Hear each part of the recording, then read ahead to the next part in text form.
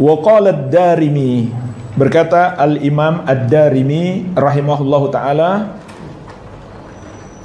akhbarana Al-Hakam ibn al-Mubarak qala anba'ana Amr ibn Yahya qala sami'tu abi yuhaddithu an abihi qala kunna najlisu ala babi Abdullah ibn Mas'udin radhiyallahu anhu qabla salatil ghadati.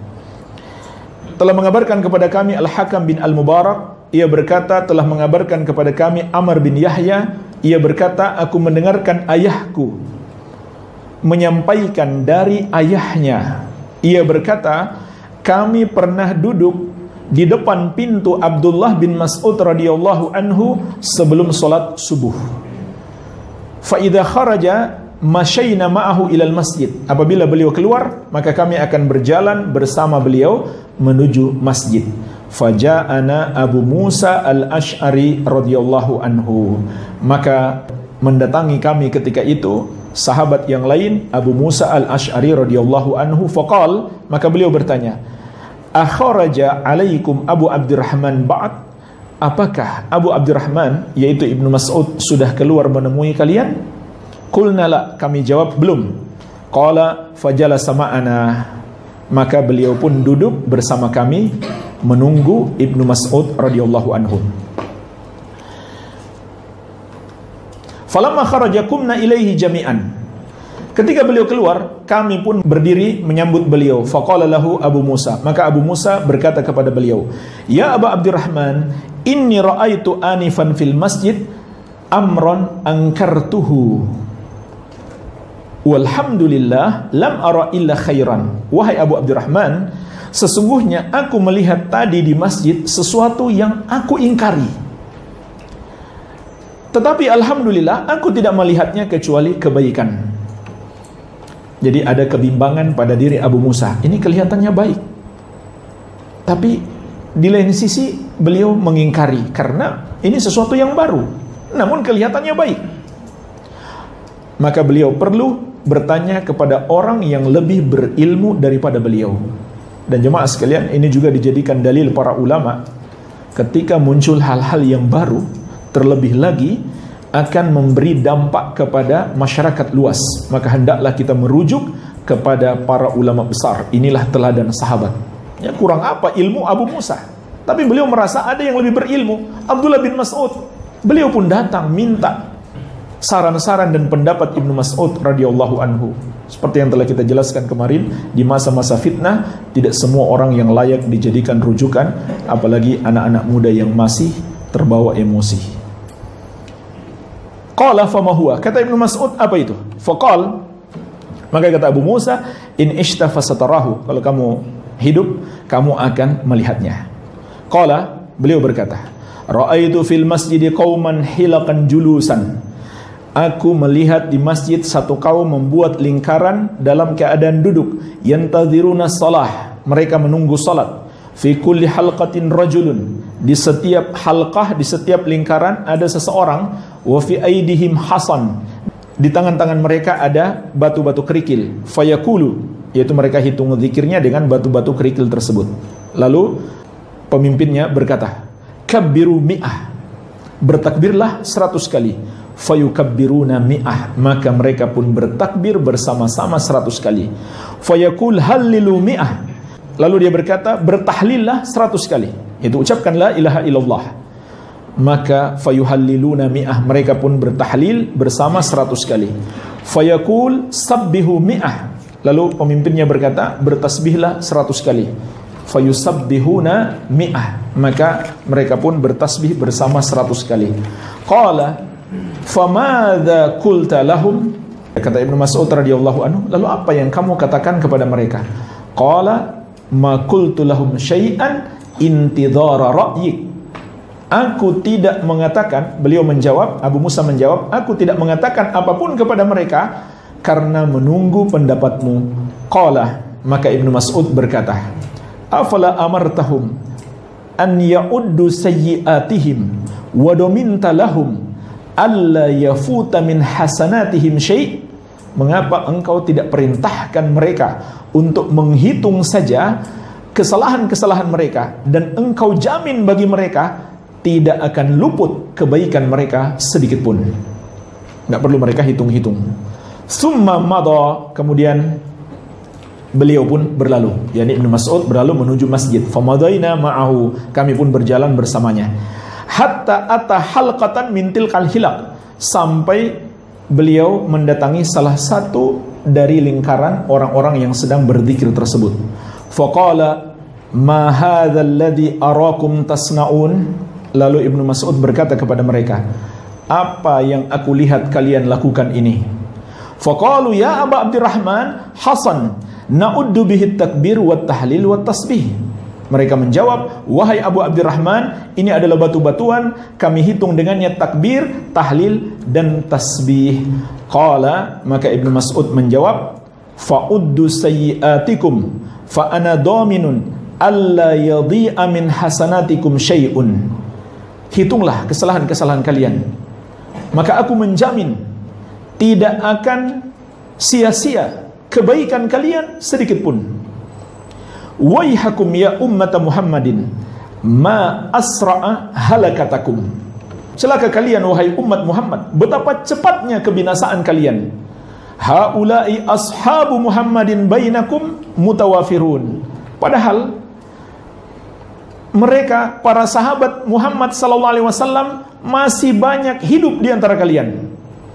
Maksudnya kenapa kalian buat-buat sendiri, nggak bertanya kepada para sahabat Nabi Muhammad sallallahu alaihi wasallam? Wa hadhihi thiyabuhu lam tablah, dan inilah pakaian beliau belum usang.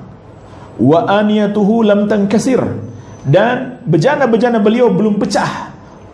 Maksudnya ini belum lama kematian Nabi Muhammad sallallahu alaihi wasallam. Walladzi nafsi biyadihi innakum la'ala millatin hiya ahda min millati Muhammadin au muftatihu babi dolalatin.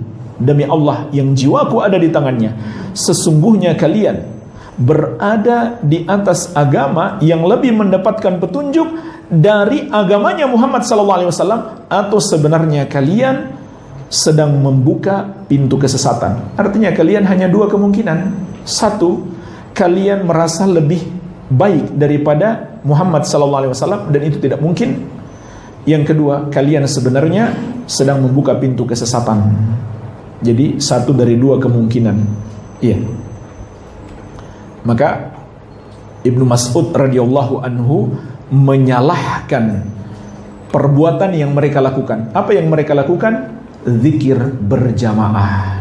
Oleh karena itu hadis ini menjelaskan kepada kita, awal mula muncul bid'ah zikir berjamaah. Zikir yang dipimpin oleh seseorang lalu diikuti oleh orang lain. Ini termasuk bid'ah, tidak ada contohnya dari Rasulullah SAW. Apalagi sehabis sholat. Andai ada satu saja hadis Nabi SAW pernah melakukan sehabis sholat, pasti akan sampai kepada kita. Kenapa? Yang hadir banyak kan di masjid. Kalau saja beliau mencuci kemaluan, bagaimana cara beliau mencuci kemaluan, itu hadisnya sampai kepada kita. Yang melihat hanya istri beliau. Bagaimana lagi dengan zikir setelah sholat, yang melihat adalah semua jamaah di masjid? Nggak mungkin nggak ada hadisnya kalau seandainya beliau pernah melakukan. Jadi tidak ada sedikit pun Nabi SAW pernah berzikir berjamaah, tidak sehabis sholat, tidak di kesempatan yang lain. Ini bid'ah baru muncul masih di masa sahabat, tapi Rasulullah SAW sudah wafat. Jadi hadis ini menjelaskan tentang awal mula muncul bid'ah zikir berjamaah.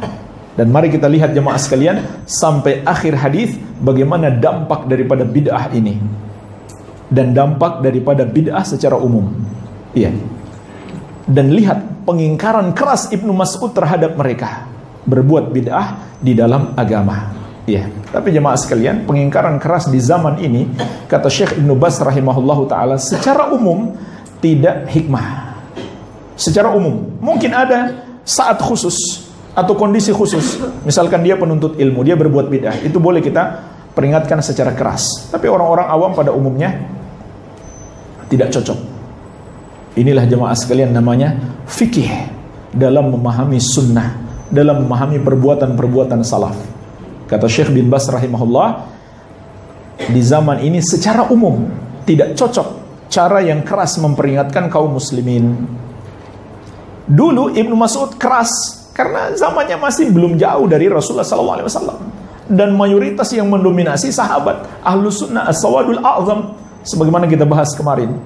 Jadi ketika mereka dikerasi, kerasa ini betul-betul salah, ini betul-betul harus ditinggalkan. Sekarang kalau kita kerasi mereka, mereka balik menyerang, memusuhi kita, mungkin menghabisi kita. Jadi kurang tepat, dan mereka membenci dakwah Ahlus Sunnah. Jadi perlu fikih dalam menerapkan apa yang diterapkan oleh salaf dahulu, yaitu mempertimbangkan maslahat dan mudarat. Maka mengamalkan sunnah harus dengan cara sunnah, jangan hanya bermodal semangat saja. Itu akan lebih banyak merusak daripada membuat perbaikan. Maka jangan heran kalau banyak orang berkesimpulan, wah salafi itu keras. Padahal itu hanya ulah segelintir orang yang tidak memahami sunnah dengan baik, hanya modal semangat. Iya. Jadi untuk mempraktikkan sunnah kita juga perlu bimbingan para ulama. Itulah cara sunnah. Mencontoh sunnah, mengenal, mengetahui bimbingan-bimbingan para ulama. Lihat di sini, keras sekali Ibnu Mas'ud mengingkari mereka. Tetapi itu di zaman tersebut hal yang lumrah, hal yang baik. Kalau zaman sekarang secara umum tidak tepat. Iya. Walaupun sekali lagi mungkin di kondisi-kondisi khusus itu tepat. Iya. Kalau ketika Ibnu Mas'ud mengingkari mereka, apa jawaban mereka? Wallahi ya Aba Abdurrahman, ma aradna ilal khair. Mereka bersumpah, demi Allah wahai Abu Abdurrahman, tidaklah yang kami inginkan kecuali kebaikan. Perhatikan jemaah sekalian, persis seperti jawaban ahlul bid'ah zaman sekarang. Kami kan niatnya baik, apalagi zikirnya kan baik, tahlil, tasbih, tahmid itu kan baik. Maka perhatikan jawaban orang berilmu, jawaban sahabat Nabi SAW. Qala, beliau berkata, wa kam min muridinil khair lan yusibahu. Dan berapa banyak orang yang menghendaki kebaikan atau berniat baik, tapi dia tidak mendapatkan apa-apa. Kenapa? Caranya tidak benar. Jadi nggak cukup hanya dengan niat baik saja, harus disertai dengan cara yang mencontoh Rasulullah SAW.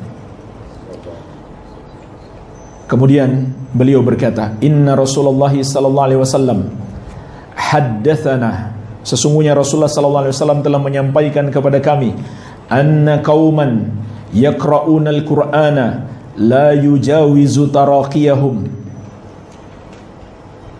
bahwasannya ada satu kaum yang membaca Al-Quran tapi tidak melampaui kerongkongan mereka. Nabi SAW mengingatkan kita akan munculnya orang-orang yang rajin ibadah. Di antara ibadah mereka membaca Al-Quran, mungkin juga menghafal Al-Quran, tapi tidak melampaui kerongkongan mereka. Maksudnya apa? Mereka tidak paham, hanya baca saja, hafal saja, nggak paham. Nggak paham maksudnya gimana? Tidak memahami seperti pemahaman sahabat, tapi mereka pahami sendiri. Kemudian beliau bersumpah, waimullahi la adri la'alla aktsarahum yakunu minkum, demi Allah aku tidak tahu, mungkin kebanyakan kalian termasuk golongan tersebut. Kalian baca Quran, kalian berzikir, tapi itu nggak melampaui kerongkongan kalian. Kalian nggak ngerti apa yang kalian baca karena tidak merujuk kepada para sahabat. Tsumma tawalla anhum, kemudian beliau pergi meninggalkan mereka. Lihat jemaah sekalian, qala Amr bin Salamah, berkata Amr bin Salamah, salah seorang sahabat Ibnu Mas'ud yang hadir ketika itu, ra'aitu ammata ulaikal hilaq yutawi'unana yawma nahrawan ma'al khawarij. Aku melihat kebanyakan yang mengikuti kelompok-kelompok zikir tersebut memerangi kami pada hari peperangan An-Nahrawan, mereka bergabung bersama Khawarij. Di sini para ulama mengingatkan kita, bid'ah yang kecil akan mengantarkan kepada bid'ah yang besar. Tadinya bid'ahnya kecil, kemudian mereka bergabung dengan kelompok Khawarij, memberontak kepada kaum muslimin.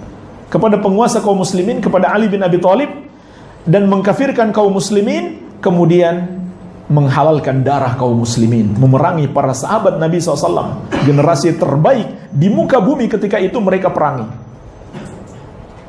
Jemaah sekalian, tadi kita katakan bid'ah yang kecil, maksudnya bukan dosanya kecil.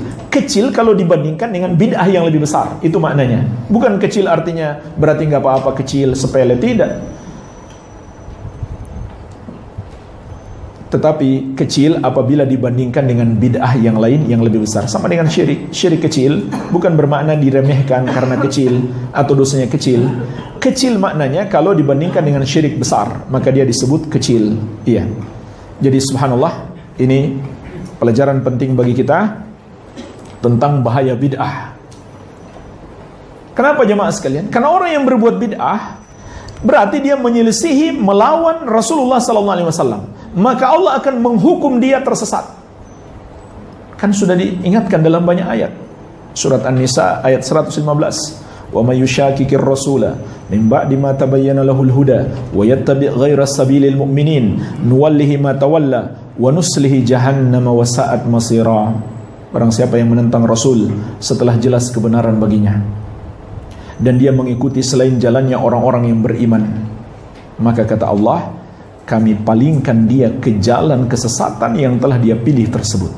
Ini hukuman dari Allah ketika dia menentang Rasul dengan berbuat bid'ah dan mengikuti selain jalannya orang-orang yang beriman, yaitu sahabat, orang-orang beriman yang terbaik pada umat Nabi Muhammad SAW. Kemudian kata Allah, dan kami akan kembalikan dia ke neraka jahanam, dan itulah seburuk-buruk tempat kembali. Begitu pula surat An-Nur ayat ke-63. Falyahdharil ladzina yukhalifuna an amri an tusibahum fitnah aw yusibahum adzabun alim. Hendaklah takut orang-orang yang menyelisihi petunjuk Rasul, mereka akan ditimpa fitnah atau ditimpa azab yang pedih. Fitnah artinya kesesatan dan puncaknya adalah kesyirikan. Ini diantara bahaya bid'ah.